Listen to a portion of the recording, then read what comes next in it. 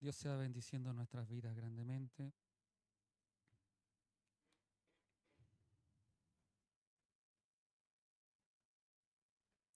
Quiero invitar a abrir sus Biblias una vez más en el apasionante libro de los Hechos. Continuaremos este día con una porción más del libro de los Hechos, capítulo 15.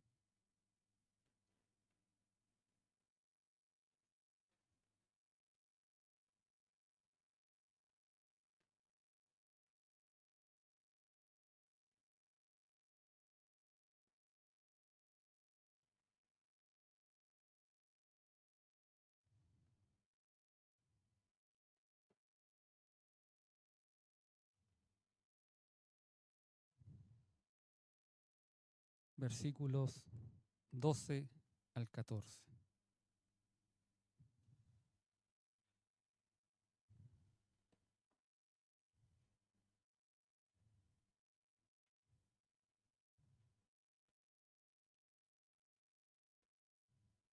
Si lo ha encontrado, le damos lectura en el nombre de nuestro Señor Jesucristo. Entonces toda la multitud cayó y oyeron a Bernabé y a Pablo, que contaban cuán grandes señales y maravillas había hecho Dios por medio de ellos entre los gentiles. Y cuando ellos callaron, Jacobo respondió diciendo: varones hermanos, oídme. Simón ha contado cómo Dios visitó por primera vez a los gentiles para tomar de ellos pueblo para su nombre. Amén. Tome su asiento.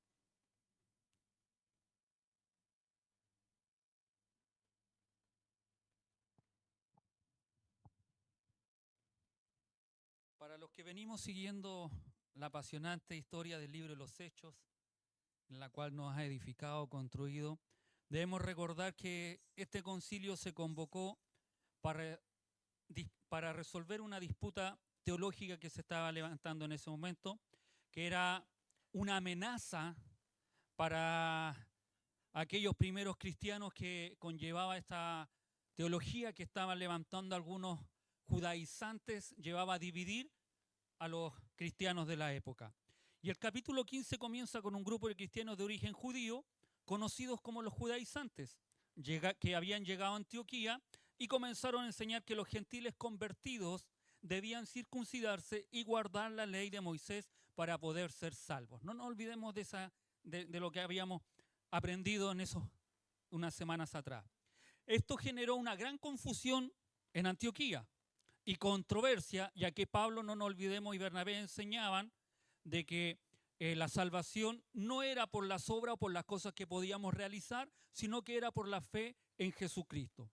Y este reclamo, este alboroto, esto que se generó, tomó de que mandaran a Pablo, Bernabé y a otros más a Jerusalén a preguntar sobre este punto. ¿Cómo se obtenía la salvación? Esa era si era a través de la circuncisión, es decir, Cristo más la circuncisión, Cristo más la ley, o era solamente Cristo.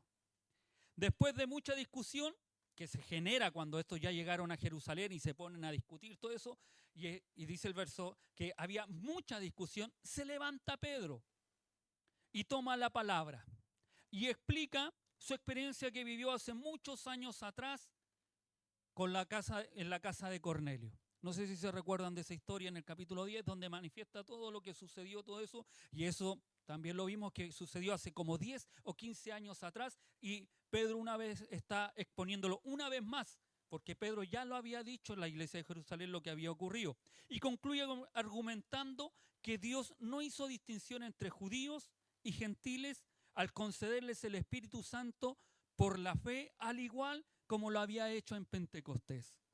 Los versículos 12 al 14 que hemos leído hoy marcan el punto de inflexión donde la multitud escucha los testimonios de Bernabé y Pablo y luego al influyente discurso de Santiago o Jacobo, quien basándose en la experiencia y en las escrituras proféticas determina una solución que sentaría las bases para la inclusión de los gentiles en la comunidad cristiana sin ponerles cargas innecesarias que eran de la ley o la ley judía. Así que estos versos que hemos leído, más los que vamos a ver la próxima semana, son los que ponen la base para que después los gentiles puedan llegar al Evangelio sin ningún problema.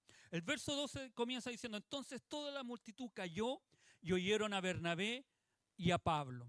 Después de que Pedro terminó de relatar su poderoso testimonio sobre cómo Dios había aceptado a los gentiles en la casa, a Cornelio y en su casa, donde también le preguntan, y no sé si usted se recuerda, pero cada vez que me acuerdo me maravillo, porque mientras Pedro exponía el mensaje, dice la Escritura, el Espíritu Santo bautizó a aquellos hombres con el Espíritu Santo en presencia de Pedro, sin que hiciera un llamado Pedro, sin que hiciera algo espectacular, solo exponer a Jesucristo, el Espíritu Santo llenó ese lugar. Amén.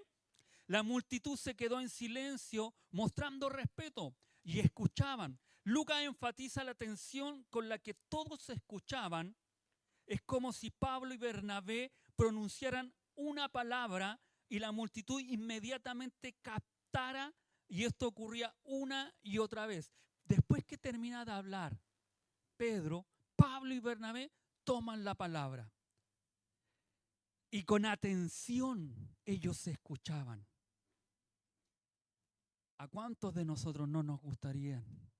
¿A cuántos predicadores les encantaría que los oyentes estuvieran tomando siempre atención a la palabra? Y en esa oportunidad eso es lo que ocurrió. Ellos, los que incluso discutían, no estaban en desacuerdo, no estaban de acuerdo con lo que Pedro había manifestado, lo que Pablo y Bernabé habían manifestado, se quedan ahí escuchando, atentos, como cuando María está a los pies del Maestro escuchando la palabra del Señor. Y esa es la condición, esa es la forma en que tú y yo debiéramos siempre estar para escuchar la palabra de Dios con atención. ¿Qué me va a decir? Con hambre de querer comer lo que Dios nos va a estar hablando. Amén.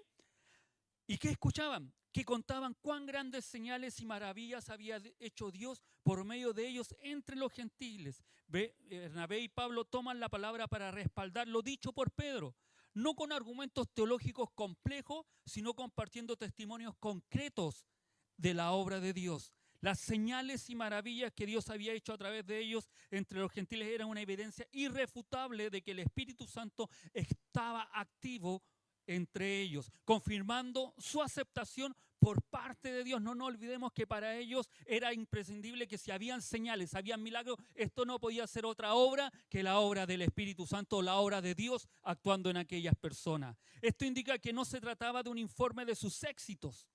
Ellos no estaban informando lo bien que les fue o lo mal que les fue. Ellos en ningún momento informaron que lo habían apedreado, no, sino que de cómo Dios había actuado. Y su implicación era que mediante sus actos Dios había revelado su voluntad en aquellas personas. Y esto debe en nosotros también enseñarnos a que nosotros no debemos ir a contar nuestros éxitos o lo bien o dónde fuiste, dónde estuviste. No, sino que hablar siempre de la palabra de Dios. Es importante destacar que los milagros y las manifestaciones del poder de Dios no son un fin en sí mismo, sino que buscan llevar a las personas a Jesús y a su salvación. La intención normalmente de los milagros y las señales, los prodigios que puedan producirse, no es para jactarse o para decir, mira lo que yo hago, sino que es para llevar a las personas cada vez más a Cristo.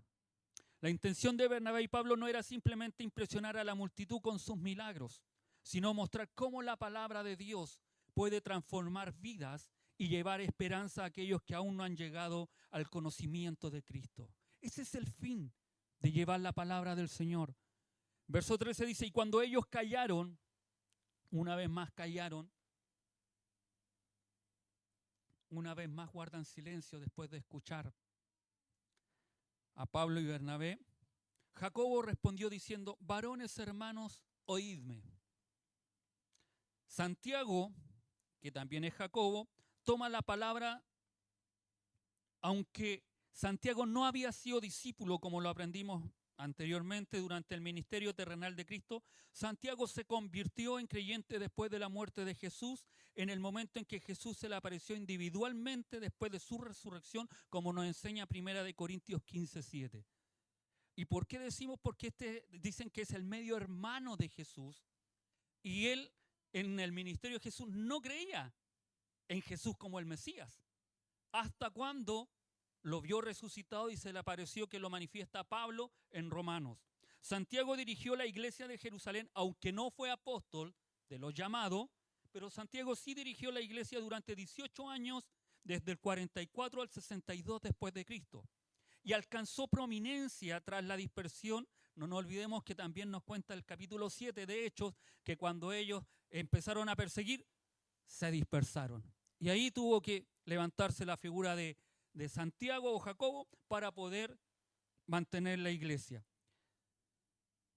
La tradición eclesiástica recuerda que Santiago tenía un apodo, que es el justo o el recto, piadoso, ascético y devoto en su adhesión a la Torá. Era muy estimado en toda Jerusalén, respetado tanto en el círculo cristiano como en los no cristianos. Y si hay algo que este hombre tenía, respetaba la Torá, respetaba la ley. Sí, que los judaizantes, imagínense cómo estaban cuando él se levanta. Ya Pedro no habló bien de nosotros, dice que los gentiles pueden ser salvos. Ya Bernabé y Pablo no hablaron bien. Ahora nos va a dar el punto a favor a nosotros. Era una figura prominente y muy respetada en la iglesia de Jerusalén, considerado el líder de la comunidad judeo-cristiana. Su intervención era crucial para lograr una resolución aceptable para todos, especialmente para los creyentes de trasfondo judío. Su forma de iniciar: varones hermanos, oídme, denota su autoridad y la seriedad de su mensaje. No es cualquier cosa que les va a decir, en pocas palabras, tómenme atención. Yo voy a hablar ahora. Amén. Bruset dice sobre el liderazgo de Santiago: la disposición de la iglesia para reconocer su liderazgo se debía más a su carácter como persona y su testimonio que a su relación consanguínea con el Señor Jesucristo. Es decir, su testimonio, su forma de ser, de ver el Evangelio, le daba la forma de que las personas le reconozcan como el líder de la iglesia judeo-cristiana. Esto nos enseña a aprender a escuchar y respetar a los demás, incluso cuando no compartimos su opinión. Al hacerlo podemos lograr una mejor comprensión y cooperación entre todas las partes. Si hay algo que me maravilla de esto, es que habían hombres que estaban en desacuerdo con lo que se había dicho o se estaba llevando. Pero la congregación, la multitud, los que se reunieron, los que se juntaron, guardaron silencio y escucharon y oyeron. Y en este caso lo que Jacob, la resolución que él tomó, fue aceptada. ¿Cuánto nos cuesta a nosotros a veces cuando se nos enseña algo, cuando se nos saca del error, cuando se nos está diciendo que esto no es así como uno lo puede creer, sino que es como Dios quiere que sea? ¿Cuánto nos cuesta a nosotros obedecer eso? Imagínense una multitud que estaba en ese lugar, que había tenido enseñanzas, tradiciones, ritos, y estaban incluso ahí discutiendo de que su postura era de que ellos sí debían circuncidarse y seguir la ley. Y Jacob le dice: guarden silencio, lo que yo diga se va a hacer. Es como cuando a veces los papás ponemos la autoridad, o la mamá dice: yo soy la mamá y aquí se hace lo que yo digo. Y nosotros decimos, los esposos: sí, mi amor.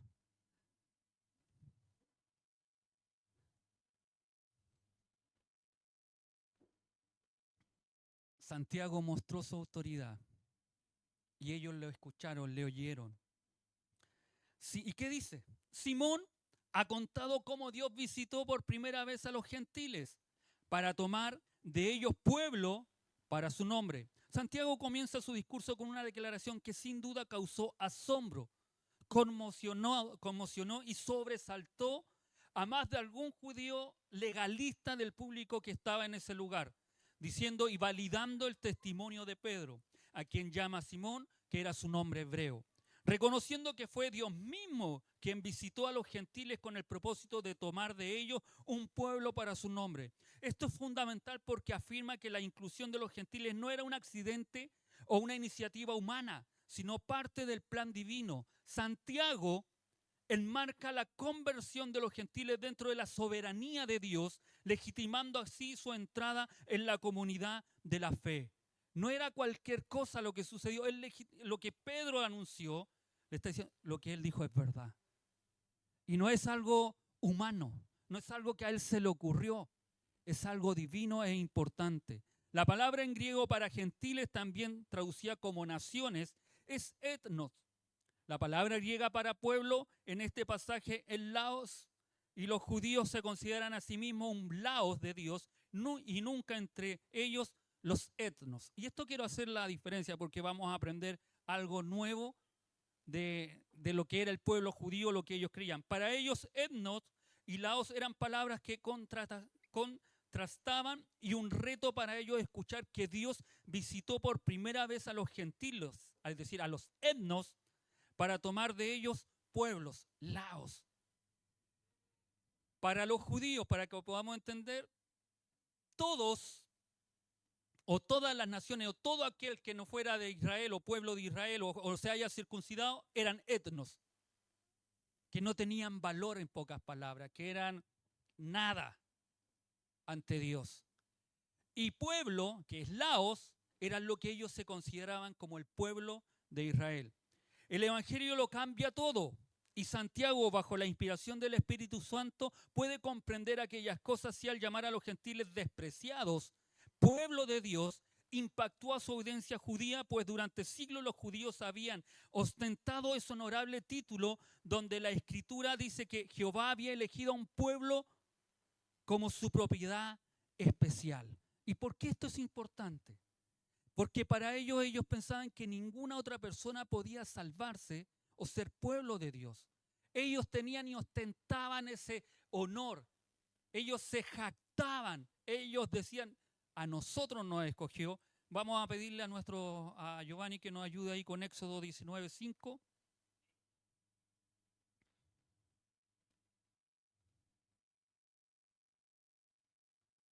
Ahora pues, si dieres oído a mi voz, está el Señor hablando con su pueblo, y guardares mi pacto, vosotros seréis mi especial tesoro sobre todos los pueblos, porque mía es toda la tierra. Ellos, los judíos, habían escuchado eso desde muchos años atrás. Ellos se creían ese pueblo escogido. Y no solo lo dice en Éxodo, sino que también en Deuteronomio, capítulo 7, verso 6, donde dice, porque tú eres pueblo santo para Jehová, tu Dios. Jehová tu Dios te ha escogido para hacerle un pueblo especial, más que todos los pueblos que están sobre la tierra. Deuteronomio 14:2 dice, porque eres pueblo santo a Jehová, tu Dios, y Jehová te ha escogido para que le seas un pueblo único de entre todos los pueblos que están sobre la tierra. Y por último, Deuteronomio capítulo 26, 18, 20 también nos dice, y 18, 19, y dice, y Jehová ha declarado hoy que tú eres pueblo suyo, de su exclusiva posesión, como te lo ha prometido, para que guardes todos sus mandamientos, a fin de que exaltarte sobre todas las naciones que hizo, para loor y fama y gloria, para que seas un pueblo santo a Jehová tu Dios, como Él ha dicho. Bajo estas declaraciones que ellos tenían arraigadas en su corazón como esculpidas, entonces ellos solamente se creían ellos el pueblo santo del Señor.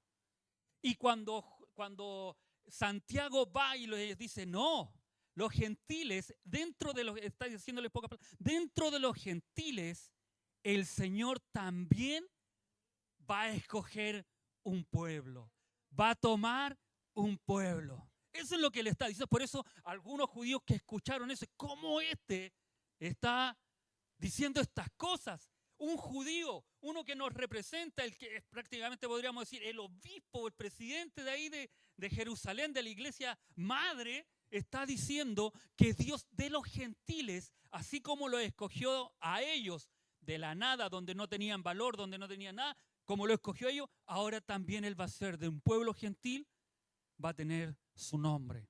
Amén.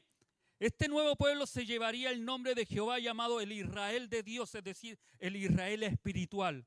ahora también incluiría a no judíos, y como esto era tan impactante y habría sido tan difícil de asimilar para los oyentes judíos, Santiago citará el Antiguo Testamento para demostrar que esto no es nada nuevo ni radical, sino que siempre estuvo en el corazón de Dios de tener un pueblo de entre los gentiles y despreciados. Y les invito a que no se pierdan el próximo domingo desde el verso 15 en adelante, porque ahí nos va a explicar qué dice la Escritura sobre estos profetas, sobre este pueblo.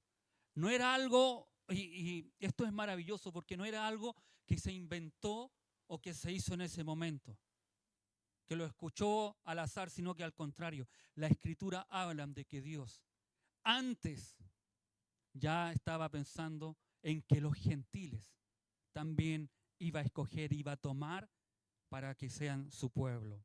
Santiago dejó muy claro que el propósito de Dios en ese tiempo, al igual que es ahora, es a tomar y llamar de entre las masas de gentiles un pueblo para su propio nombre. Dios, mediante la predicación de las buenas nuevas de Cristo, está llevando soberanamente a los gentiles a la salvación para que formen parte del pueblo de Dios, la iglesia, en este tiempo presente. El verbo tomar que utiliza aquí Lucas es lambano en griego, que significa apoderarse de algo imponiendo las manos o agarrándolo y tomándolo. Esto quiere decir o da la idea de que cuando se toma algo es poseído o adquirido. Es una hermosa imagen del favor inmerecido de Dios, quien figurativamente desciende desde el cielo con su mano para tomar a un remanente de gentiles impíos, idólatras y paganos, rescatándolos para siempre de la destrucción eterna.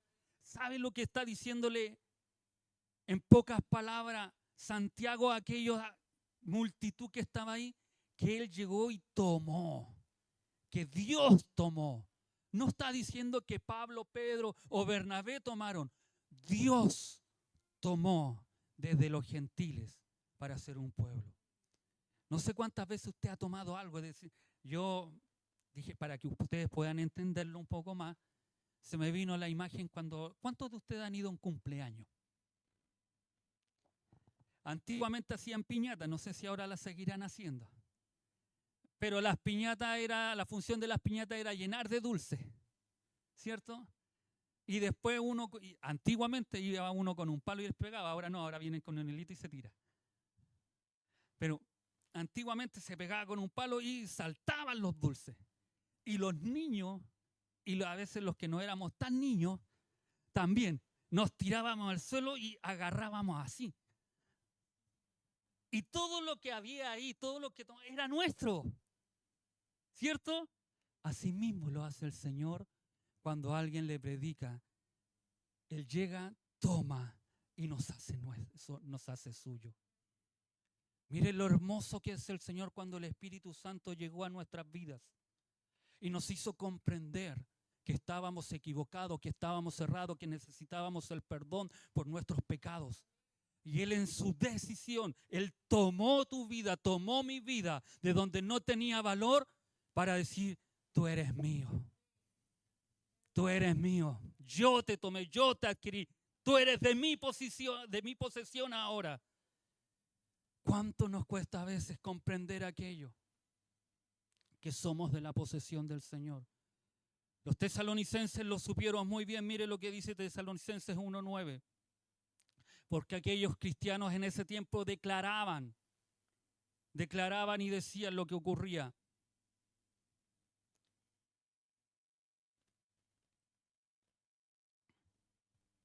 Porque ellos mismos cuentan de nosotros la manera en que nos recibisteis y cómo os convertisteis de los ídolos a Dios para servir al Dios vivo y verdadero.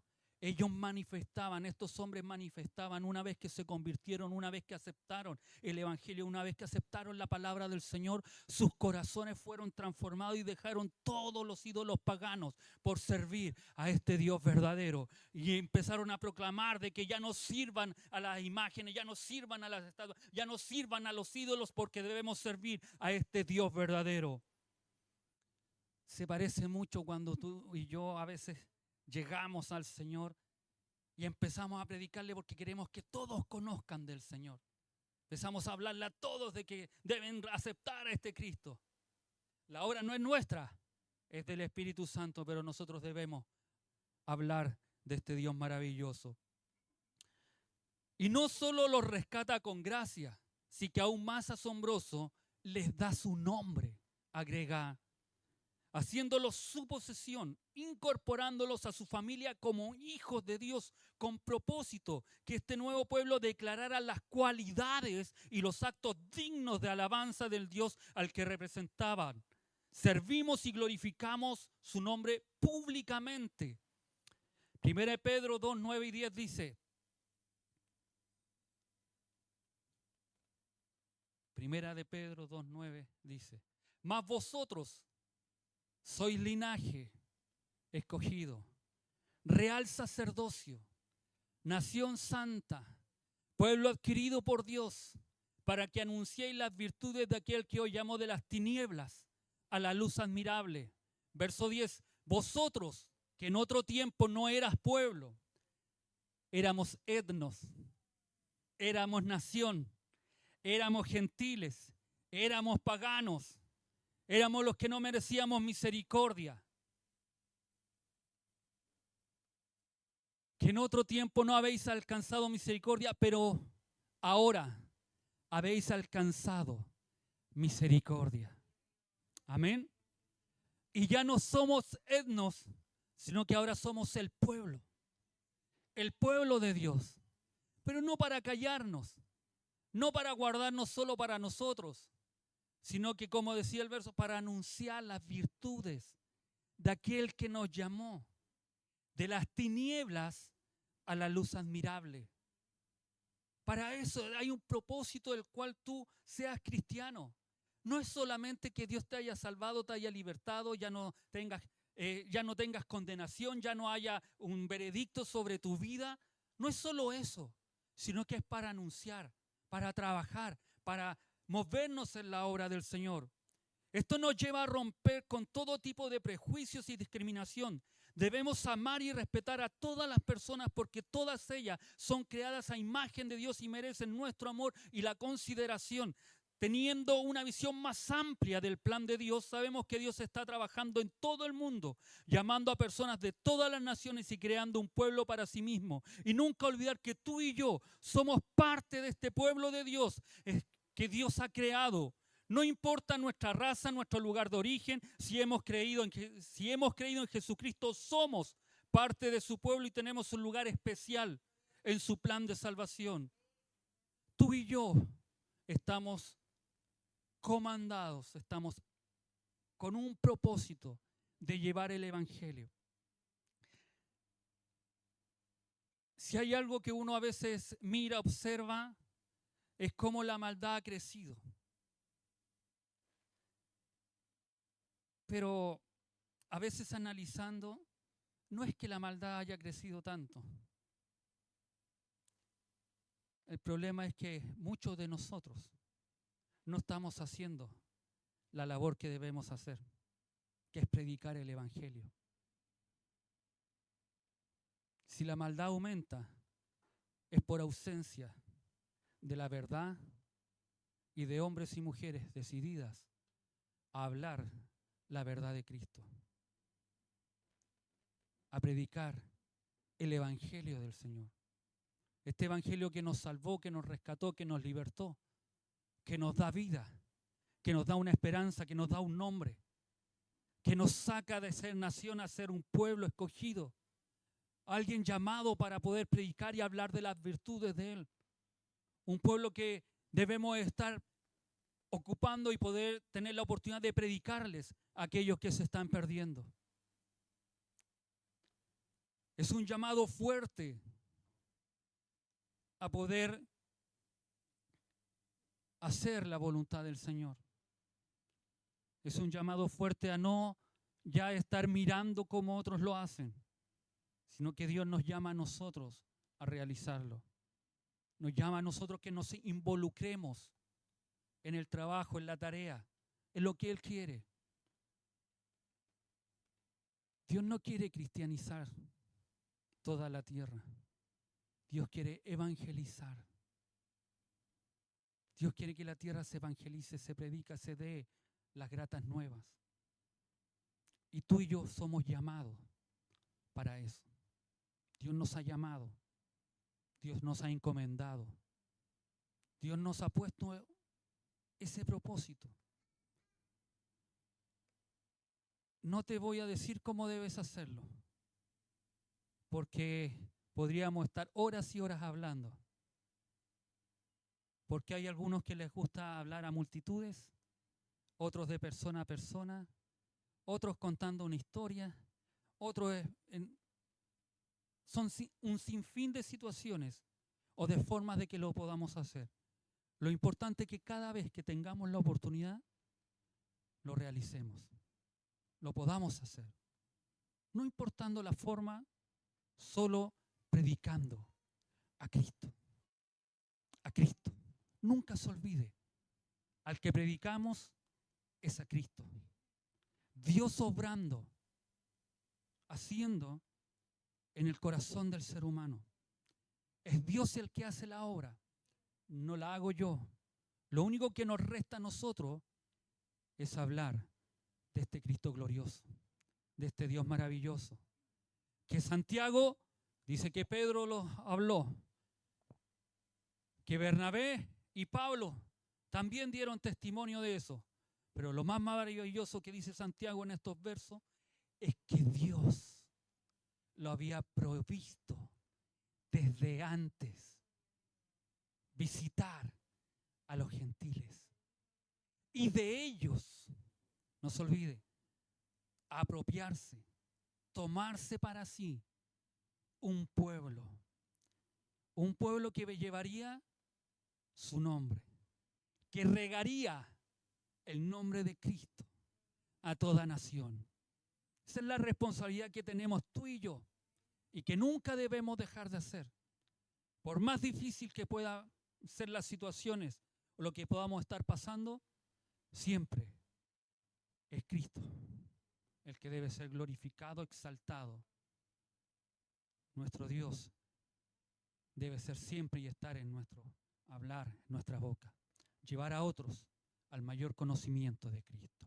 Amén. Póngase de pie, vamos a orar al Señor.